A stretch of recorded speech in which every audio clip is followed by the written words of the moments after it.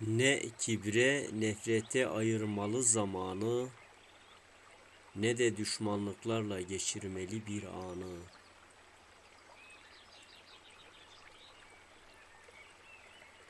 Ne baharı feda etmeli belirsiz bir yaza,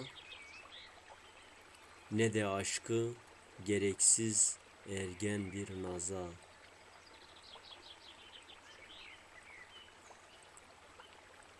Tükenir elbet yaşanmakta olan bu ömür. Bu hakikate hazırlanmaktır asıl şeref ve onur.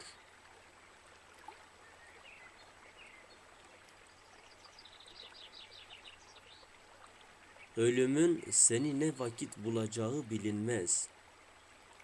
Sıran gelmişse ne yapsan fayda etmez.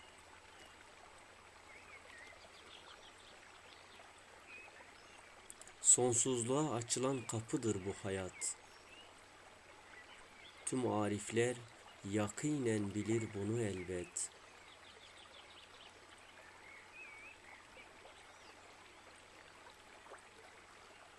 Güneş misali merkeze koymalı aşkı, sevgiyi ve yörüngesinde dönüp dolaşmalı sürekli. Sakın ha incitmeyesin kimseyi. Vallahi dünya fanidir, ölüm ani. Şu geçici dünyanın telaşına kapılmamalı. Ebedi yurt var. Bunu her daim akılda tutmalı.